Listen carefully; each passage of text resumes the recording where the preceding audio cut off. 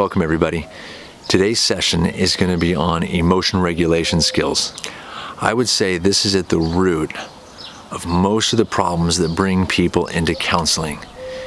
It causes relationship problems, it fuels addiction, it increases stress, and it fuels depression and anxiety when we can't regulate our own emotions. And what emotions are we struggling with? How many people come in for anger management issues? Or again, anxiety and stress. These are all emotions that we can't regulate or haven't learned to regulate, and so they cause challenges in our life. I don't know about you, but my experience is we don't have a lot of experience in learning how to regulate and deal with our emotion. A lot of people don't know how to regulate their emotions. So as kids, we don't see our parents regulating their emotions, or they don't teach us how to regulate our emotions. And as adults, we just carry that on throughout our lives without any skills or tools, and then it causes problems. And so emotions are a big part of our life. But again, we're raised from a very young age to not know how to deal with them. And men and women deal with them very differently, and we're raised very differently in dealing with emotions. For us men, it's very common that we're raised to do what with emotions? To stuff them. Because why? If we have emotions as a boy growing up, then we're considered weak or wussy or a pansy or just less than of a man than our peers. And so we learn at a young age to stuff our emotions. And then we grow up and we get into a relationship, and then our significant other, our wife or girlfriend, then complains what about us? We're not emotional enough. And we're not talking about our emotions. And we're like, well, we've never been taught to, and all growing up, I was weak if I did. And now I'm in trouble for not. So we don't know how to do that. And if by chance we're one of those guys that are sensitive and are in touch with our emotions, or maybe overly sensitive, now if we're in a relationship, our wife, girlfriend, or significant other complains what? You're not manly enough. So we really got to learn how to balance being in touch with our feminine side and being in touch with our emotions and being manly. Girls are raised very differently when it comes to emotions. Many young women are raised with the concept of, you're a girl, you're supposed to be emotional. You can just have carte blanche on all emotions because that's what's expected. And then when you hit puberty, you even have a greater reason to be emotional according to society. And so guys, we're taught to stuff our emotions. Girls, you're taught to express them freely and not have any containment on them. So these things, as we grow up and get into relationships, work environment, parenting, starts to cause a big problem, and we have no idea how to regulate these emotions. And so as a counselor, I think it's really important that we learn effective emotion regulation skills. Today's going to be a foundational session to help us understand where our emotions come from and what we can start to do to regulate them effectively. So when working with emotions and teaching people these skills, I ask this question: where do our emotions come from? What makes us angry? What makes us stressed or anxious or depressed? And usually I get the response, well, something someone does or something someone doesn't do, or a life circumstance makes me be angry, or any other emotion. And if this is true, we're in big trouble. And why is that? Because we're not in control of what other people do or don't do, or many of life's circumstances. So if those things are what dictate our emotions, then our emotions are at the mercy of everything around us, and we're just going to be a puppet in the sick game of life. The good news is, I don't think that's 100% accurate. Yes, what people do can frustrate us. Yes, life situations can be bothersome and can create emotion.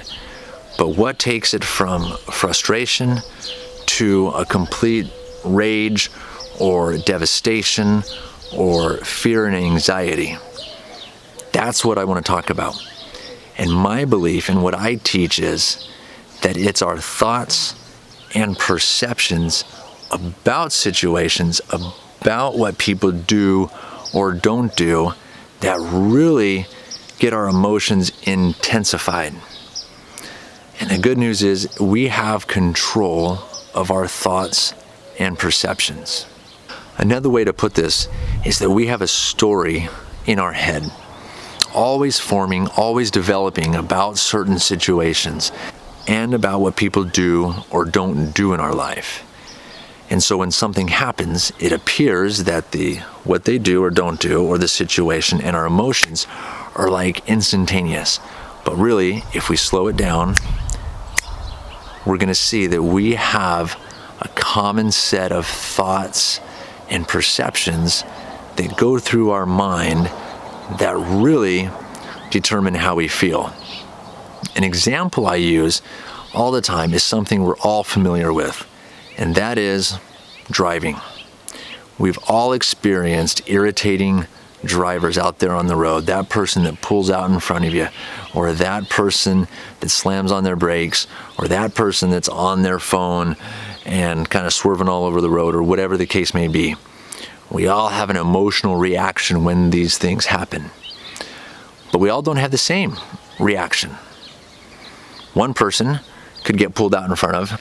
What do? They slam on the horn, they hit their steering wheel, they may drive up next to the person, yell at them, swear at them, flip them off, or worst case scenario, shoot them. Person number two may have the same thing happen, and they may get mildly irritated, they may get annoyed, but they kind of forget about it quickly, and they go on with their destination. Person number three may have no reaction at all. They may just let the person come in, and they just, again, may not have any emotional reaction and feel just fine about it. Again, what's the difference in each of these situations? It's the same thing happening. Somebody pulls out in front of you or in front of the person, but three different major reactions. Again, I believe this is because each person has a different story in their head or a different thought and perception about why that person pulled out in front of them. So what influences our daily thoughts and perceptions or the stories in our head? Well, there's a lot of things, but three major things that I find are our core beliefs, and those can be positive or negative. It can be our personality. Some people just are more pessimistic or negative. Some people are more optimistic and positive. Or it can be life experiences. If we've had traumatic experiences, that can greatly influence how we perceive the world and how and what other people do. So there's a lot of things that can influence our thoughts and our perceptions about situations. Therefore, our emotions can be a wide range of emotions, person to person, even under the same or similar circumstances. So today I want to challenge you in being more aware of your thoughts and perceptions. When you notice your emotions getting more intensified, start asking yourself, what am I thinking right now? Or what was I thinking about what that person did or didn't do, or about that situation? When we start to understand our thoughts and our perceptions about situations and what people do or don't do in our life, we'll get a better handle on where our emotions come from and how we can more effectively regulate them. So that's the homework for this week. Next video is going to be on common, what we call distorted thinking patterns in the therapeutic world. And this will go over some things that you'll be familiar with, and we'll learn specific distorted thinking patterns that we all kind of tend to gravitate towards too, a little bit. So I hope this was helpful. I hope this gives you a good understanding of where our emotions come from. There's a lot of resources that explain this concept. I didn't make this up. This isn't new. This is basic cognitive behavioral therapy, or CBT. You might have heard of that. Some good resources that I like, that I recommend, are number one, Change Your Brain, Change Your Life. This is a fantastic book that talks about this concept in pretty good detail. Another one is Change Your Thoughts, Change Your Life. This is a more spiritual book by Wayne Dyer that talks about the 81 verses of the Tao Te Ching, but how we can look at things differently and therefore change our life when we change our thoughts. Another great one is a classic called As a Man Thinketh by James Allen. This was written in the early 20th century, but it's still the #1 bestseller today. These are just some quick examples. There's a lot of other ones that are really good on this topic. Again, look forward to talking to you next week, where we'll go over distorted thinking patterns that really influence our emotions. Thank you for your time. Hope you enjoyed this. Make it a great day and make it a great week.